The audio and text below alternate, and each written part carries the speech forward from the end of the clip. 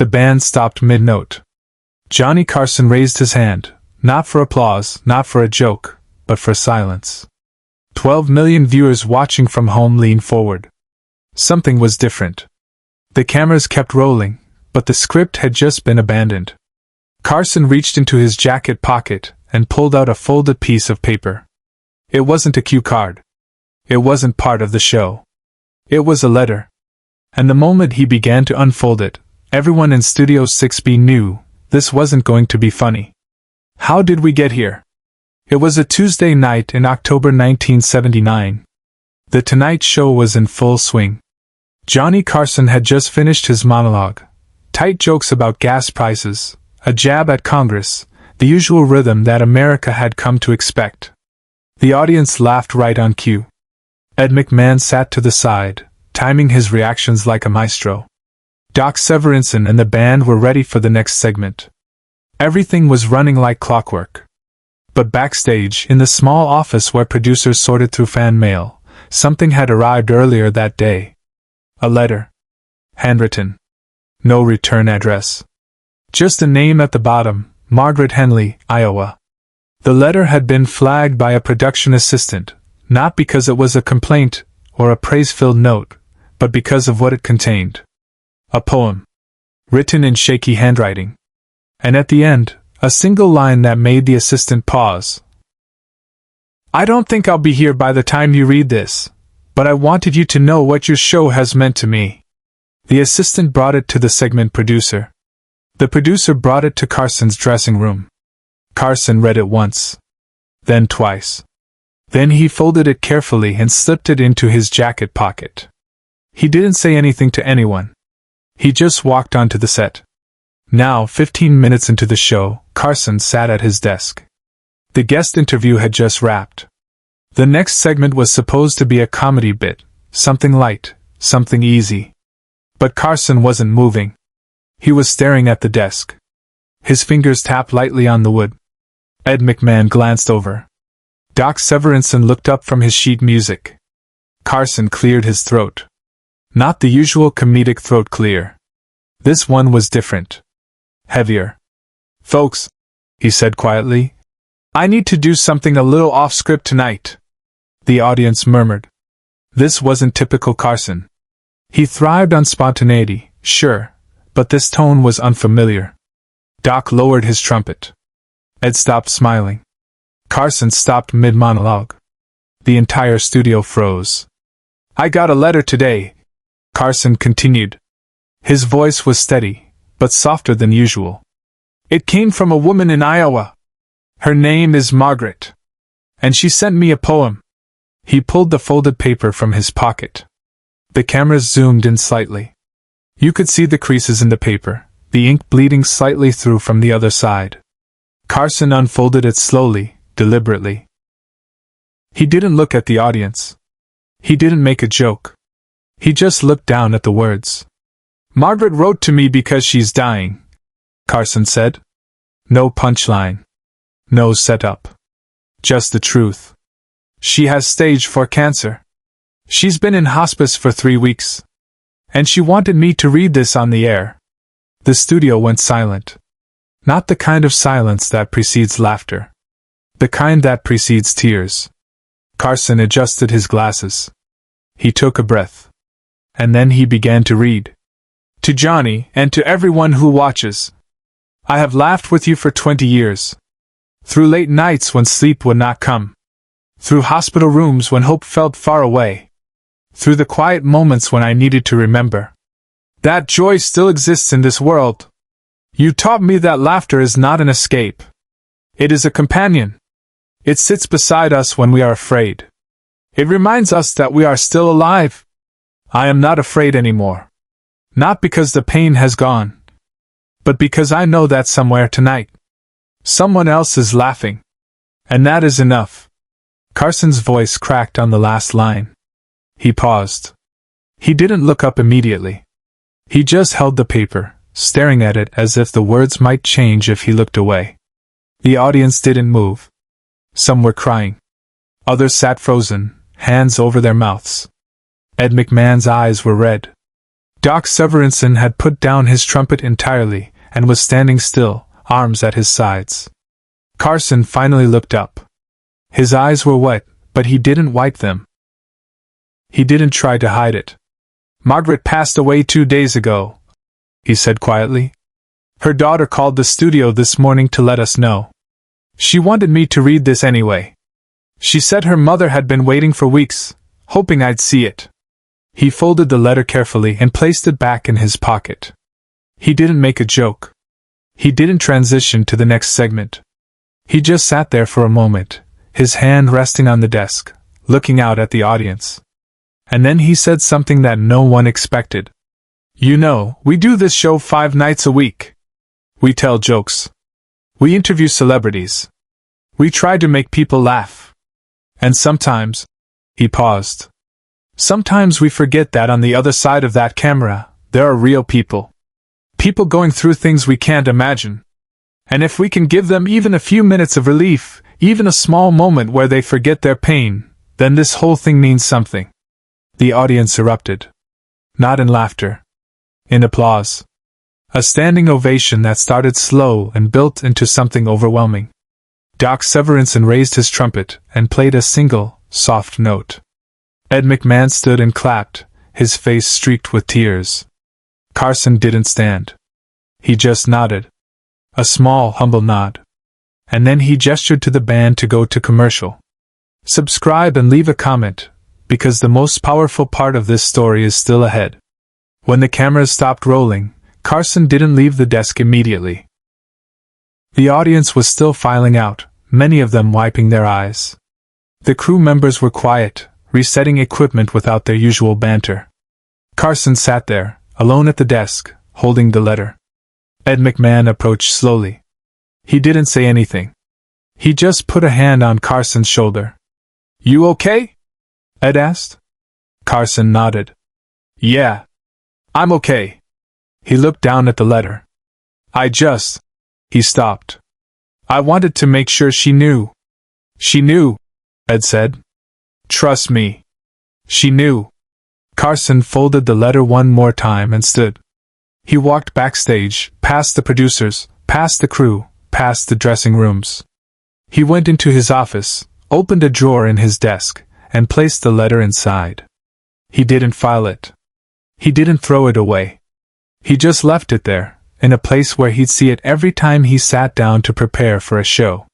And he never mentioned it on air again. But the story didn't end there. Backstage, he made a choice no producer would have ever allowed. 3 days later, Carson received another letter. Then another. Then dozens. Then hundreds. All from people who had watched that Tuesday night broadcast. People in hospitals. People caring for sick family members. People who had lost someone and needed to hear that their grief mattered. One letter stood out. It was from a nurse in Ohio who worked in a hospice ward. She wrote, "After your show aired, we played the recording for our patients. One woman who hadn't spoken in weeks smiled. Another man asked us to read Margaret's poem to him every night. You gave them something we couldn't, permission to feel joy even in their final days." Carson kept that letter too. In the same drawer. Over the next few weeks, Carson began reading more letters on air. Not every night. Not as a segment. Just occasionally, when something struck him.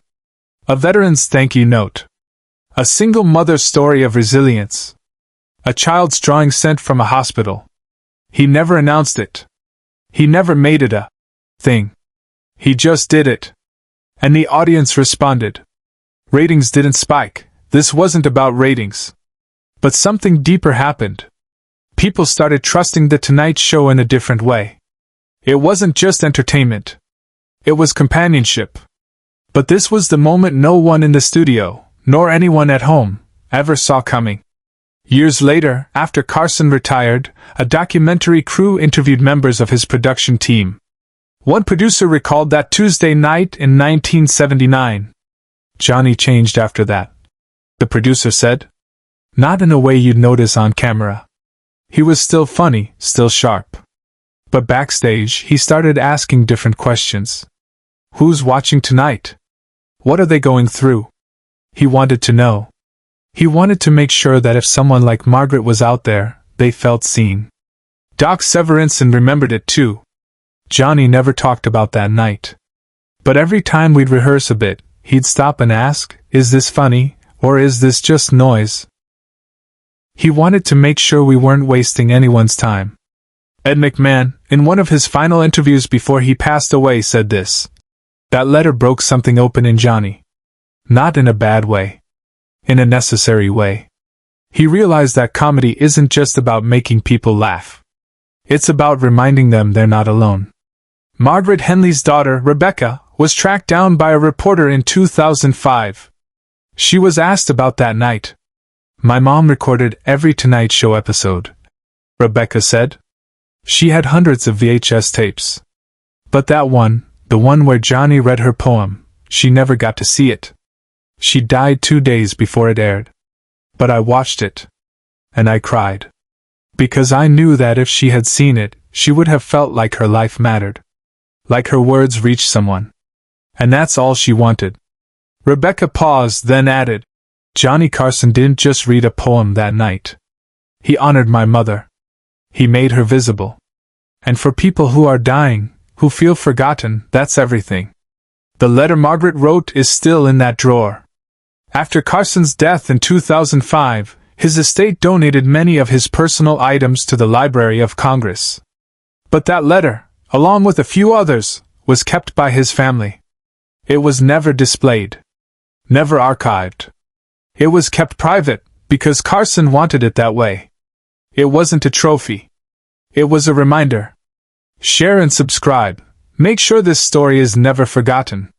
Today, late-night television is different. Hosts are sharper, faster, more political. The monologues are tighter. The interviews are more strategic. But something was lost along the way. The intimacy. The willingness to stop and say, "This matters." Johnny Carson understood something that many have forgotten. Television is not just a medium. It's a relationship. And relationships require presence. They require the courage to stop performing and just be human. That Tuesday night in October 1979, Carson didn't perform. He didn't entertain. He just read a poem from a dying woman in Iowa. And in doing so, he reminded 12 million people that they were not alone in their pain. That laughter and grief could coexist. That joy was not a betrayal of suffering, it was a response to it. Margaret Henley never got to see that moment. But millions did. And for those who needed it most, it was more than a television show. It was a lifeline. The letter is still in that drawer. And somewhere, in a quiet hospice room, someone is laughing at a Johnny Carson rerun. Because that's what he wanted. That's what Margaret wanted. And that's what late-night television, at its best, has always been about. Not just making people laugh, but making them feel seen. In the years that followed, other late-night hosts tried to replicate that moment. They read letters. They shared stories. But something was always missing. The authenticity. The willingness to truly stop everything and just listen. Carson didn't read Margaret's poem because it was good television. He read it because it mattered. And audiences can always tell the difference. Young comedians who watched that broadcast went on to host their own shows. Some succeeded. Some didn't. But those who understood what Carson did that night, the ones who realized that vulnerability is not weakness, that silence can be more powerful than a punchline, they were the ones who built real connections with their audiences. One of them, years later, was asked what made Johnny Carson different from everyone else. The answer was simple. He cared more about the person watching at home than the person sitting in the studio. He knew that comedy was a conversation, not a performance. And that night with Margaret's poem, that was the moment he reminded all of us what this job is really about. Carson himself never framed that letter. Never put it on display. It stayed in that drawer, folded and refolded hundreds of times, the edges worn soft from being handled. Because it wasn't memorabilia. It was a promise. A reminder that every joke, every monologue, every interview was reaching someone who needed it. Someone like Margaret. And when Carson walked off that stage for the final time in 1992, he carried that letter with him. Not in his pocket, but in the way he said goodbye. With humility. With gratitude. With the understanding that he had been given a gift. The ability to sit with people in their living rooms, in their hospital beds, in their loneliest moments, and make them feel less alone. That's the legacy. Not the Emmy Awards. Not the iconic desk. Not even the laughs. It's the letter. The poem. The moment when everything stopped and humanity came first. The moment when Johnny Carson reminded the world that television, at its best, is not about entertainment. It's about connection. And connection requires one thing above all else, the courage to be real.